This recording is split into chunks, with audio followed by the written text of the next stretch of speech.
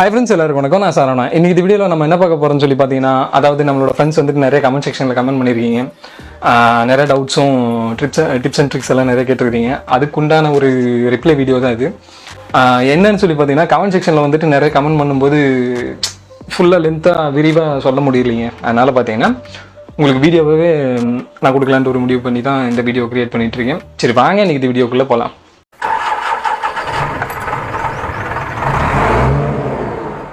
First பார்த்தீங்கன்னா JCB 3DX echo எக்ஸ்பர்ட்னு சொல்லிட்டு நம்மளோட பிரதர் ஒருத்தர் கேட்டிருக்காப்புல. அவர் என்னன்னு சொல்லி கேட்டிருக்காருன்னா, ப்ரோ நியூ JCB 2002 மேலே உள்ள JCBக்கு மைலேஜ் டீசல் ஆயில் ஊற்றணுமா, டீட்டெயில்ஸ் கொஞ்சம் சொல்லுங்கள் ப்ரோ.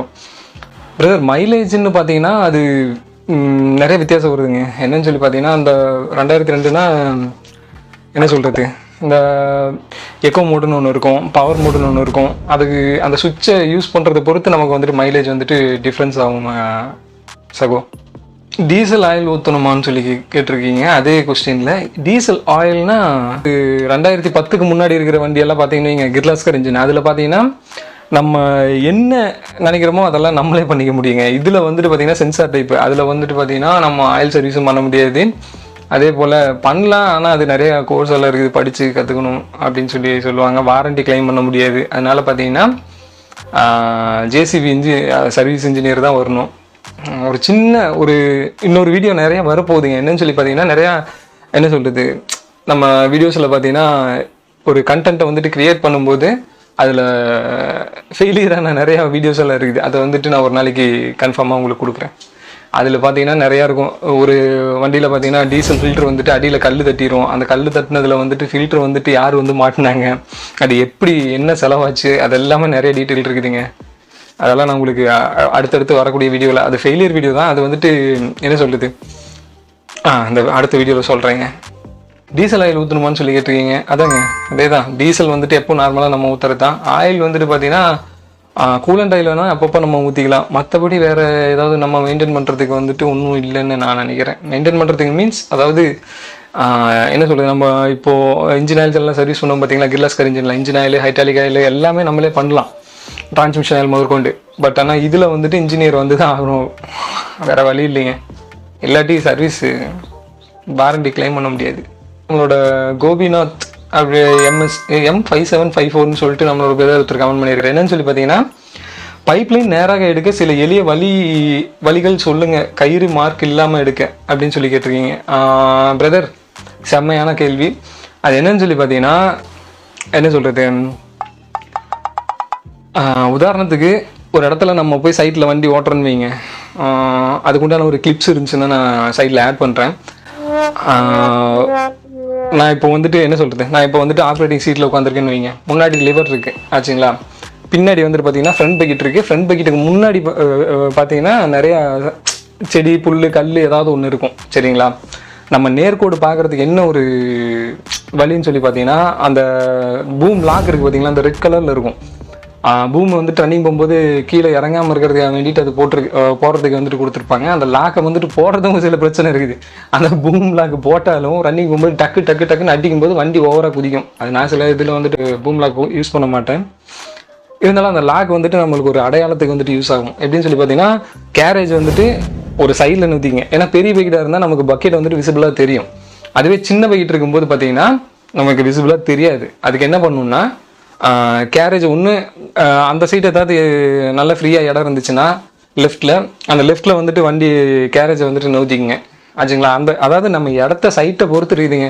இப்போ வந்துட்டு இந்த சைடு தான் நமக்கு வாக்காக இருக்குது, அந்த சைடு வந்துட்டு வாக்கு இல்லை அப்படின்னா நம்ம இந்த சைடு வந்துட்டு கேரேஜை நவுத்திக்கலாம். அது இடத்துக்கு ஏற்ற மாதிரி கேரேஜை நவுத்திட்டு அந்த ரெட் கலரில் இருக்குது பார்த்தீங்களா, உதாரணத்துக்கு ஒரு செவுர் இருக்குது, ஒரு காமன் செவுர் இருக்குது, காமன் செவுர் பக்கத்தில் வந்துட்டு பார்த்தீங்கன்னா ட்ரைனேஜ் இருக்கணும் அப்படின்னா ட்ரைனேஜோ பைப் லைனோ ஏதாவது ஒரு மரம், தென்னந்தோப்பு இருக்குது, தென்னை மரம் லைனாக இருக்குது அப்படின்னா அதுக்கு பக்கத்தில் வந்துட்டு நம்ம வண்டி நிறுத்திட்டு அந்த பக்கம் இப்போ ரைட்டில் வந்துட்டு நமக்கு தென்னை மரமோ இல்லை காமன் செவரோ ஏதோ இருக்குன்ட்டா நம்ம வந்துட்டு ரைட்டில் வந்துட்டு கேரேஜை நவுத்திக்கணும்.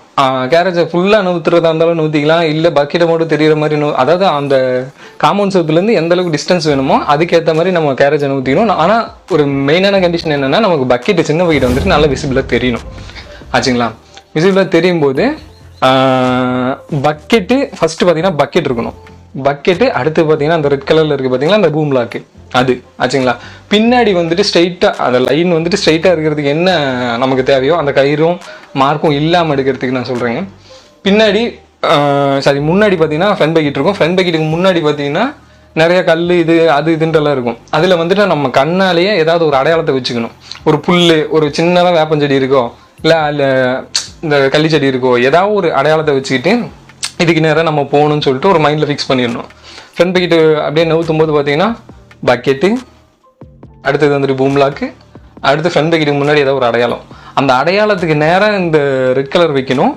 அதே போல் பார்த்தீங்கன்னா அடையாளத்துக்கு நேரம் ரெட் கலர் வைக்கணும். அதுக்கப்புறம் பக்கெட்டும் அந்த ரெட் கலருக்கு நேராக இருக்கணும். அந்த மூணும் நமக்கு சிங்காக கரெக்டாக இருந்துச்சு நீங்கள் எதுவுமே கவலைப்பட தேவையில்லை.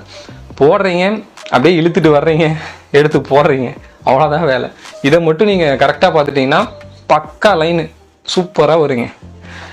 ஆக்சுவலாக பார்த்தீங்கன்னா தர்பூசணி தோட்டத்தில் வந்துட்டு ஒரு பைப்லைன் எடுக்கிற மாதிரி ஒரு வீடியோ வந்திருக்கும். பைப்லைன் கிடையாது ஆக்சுவலாக, அது வந்துட்டு பார்த்தீங்கன்னா ஒரு வயலில் வந்துட்டு பார்த்தீங்கன்னா தர்பூசணி செடியெல்லாம் விவசாயம் பண்ணிட்டாங்க. ரெண்டாவது இப்போது நம்ம எடுத்த அந்த காட்டில் பார்த்தீங்கன்னா ஃபுல்லுமே தண்ணி உதம்பு வரும். பாக்கிய தண்ணி வந்துச்சுனாலும் மழை தண்ணி வந்துச்சுனாலும் நல்லா சொதன்னு ஆயிரும் அப்படின்றதுக்காக வேண்டிட்டு நம்ம அந்த தண்ணி வந்துட்டு உதம்புற தண்ணி அந்த குழியில் இறங்குறதுக்காக வேண்டிட்டு அந்த தண்ணி ஃபுல்லும் இப்படி எல் சேஃபில் வந்துட்டு அந்த லாஸ்ட்டுக்கு போகிற மாதிரி ரெடி பண்ணி வச்சுருக்கோம். அதில் பார்த்தீங்கன்னாலும் ஸ்ட்ரைட்டாக எடுத்துகிட்டு போயிருப்பேன். இடையில வந்துட்டு அந்த கரை இடியாத இருக்கிறதுக்காக வேண்டிட்டு கொஞ்சம் தள்ளி எடுக்க சொன்னாங்க. ஒரு சின்ன பெண்டு வரும். அந்த வீடியோ செகண்ட் பார்ட் வந்துட்டு நாளைக்கு வருங்க. நாளைக்கு சாரி இதுக்கு முந்தின வீடியோவாக வந்திருக்கும். அதில் பார்த்தீங்கன்னா உங்களுக்கு தெரியும், சின்ன ஒரு பெண்டு மட்டும் வரும். பட் ஆனால் லைன் நேராக வரும். அதுவும் எந்த மார்க்கும் கிடையாது. அதே போல் பார்த்தீங்கன்னா எந்த ஒரு கயிறும் கிடையாது. நம்ம பாட்டு அந்த அதில் எனக்கு ஒரு ப்ளஸ் பாயிண்ட் என்னன்னு சொல்லி பார்த்தீங்கன்னா ஒரு கரை இருந்தது. ஏதாவது ஒன்று நமக்கு ஒவ்வொரு சைட்டுக்கு ஒவ்வொரு மாதிரி கிடைக்கும்னு வச்சுங்களேன். அதுக்கேற்ற மாதிரி நம்ம வந்துட்டு அனுசரித்து போயிட்டே இருக்கணும். ஓகேங்க. அடுத்தது என்னன்னு சொல்லி பார்த்தீங்கன்னா யார் கமெண்ட் பண்ணியிருக்காங்கன்னு சொல்லி பார்த்தீங்கன்னா SRS சிவராமகிருஷ்ணன் நம்மளோட பிரதர் கமெண்ட் பண்ணியிருக்காரு. பிரதர், இந்த மாதிரி ஒர்க்குக்கு டயர் சேஃப்டி ரொம்ப முக்கியம். டோசிங் பண்ணும்போது கன்ஃபார்மாக சகும். அதாவது வந்துட்டு என்னன்னு சொல்லி பார்த்தீங்கன்னா ஜேசிபி ஃப்ரண்ட் பக்கெட்டு டீத்து வேணுமா இல்லை அதை கிட்டாச்சி டீத்து நல்லா இருக்குமா அப்படின்னு சொல்லிட்டு ஒரு வீடியோ இருந்தது. அதில் பார்த்தீங்கன்னா பெருங்கல் தனியாக, சின்ன கல் தனியாக, ரொம்ப தூள் இந்த ஜல்லிக்கல் மாதிரி இருக்கும் பார்த்தீங்களா அது தனியாக, அதுக்கப்புறம் இந்த பொடி மண் இந்த இதெல்லாம் தனித்தனியாக எடுத்து போடுற மாதிரி ஒரு வீடியோ போட்டிருந்தேன்.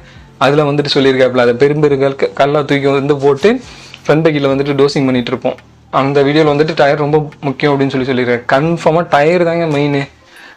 அந்த கல் இந்த வெடி வச்ச பாறையெல்லாம் பார்த்தீங்கன்னு வைங்க, நல்லா ஷார்ப்பாக கத்தியை விட கூர்மையாக இருக்கும்னு வச்சுக்கோங்களேன். லைட்டாக படிச்சுன்னா சைட்ல எல்லாம் டோசிங் பண்ணும்போது ஒரு கல் அதாவது அஜாக்கிரதையாக இருந்துட்டோம்னா ஒரு கல் சைடில் வந்துட்டு லைட்டாக கிழிச்சுன்னு வைங்க, அப்படியே டயரை வெட்டி விட்டு போயிருங்க. அதே போல் பார்த்தீங்கன்னா வாட்ஸ்அப் நம்பர் வந்துட்டு நான் எல்லா வீடியோலையும் கொடுத்துட்ருக்கேன், இப்பவும் கொடுக்குறேன். கீழே வந்துட்டு பார்த்தீங்கன்னா தெரியும். ஏன்னா நிறையா ஃப்ரெண்ட்ஸ் வந்துட்டு நம்மக்கிட்ட என்ன சொல்கிறது, உங்களோட நம்பர் கொடுங்கன்னு நிறையா பேர் கேட்டிருந்தீங்க. அதனால் வந்துட்டு சேனலுக்காகவே ஒரு வாட்ஸ்அப்புக்கு நம்பர் வந்துட்டு வாங்கியாச்சுங்க.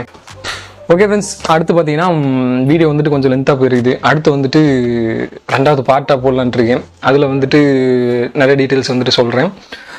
இந்த வீடியோ உங்களுக்கு யூஸ்ஃபுல்லாக இருந்ததுன்னா மறக்காமல் லைக் பண்ணிடுங்க. யாராவது தெரியாதவங்க தெரிஞ்சுட்டுன்னு நினச்சிங்கன்னா ஷேர் பண்ணிடுங்க. என்ன சொல்கிறது, நம்மளோட சேனல் இன்னும் சப்ஸ்கிரைப் பண்ணலாம், மறக்காமல் சப்ஸ்கிரைப் பண்ணிடுங்க. கூடவே அந்த பெல் ஐக்கானை கிளிக் பண்ணிடுங்க. அடுத்து என்ன பார்த்து நம்ம வண்டி ஓட்டுங்க. அடுத்த வீடியோவில் பார்க்கலாம்.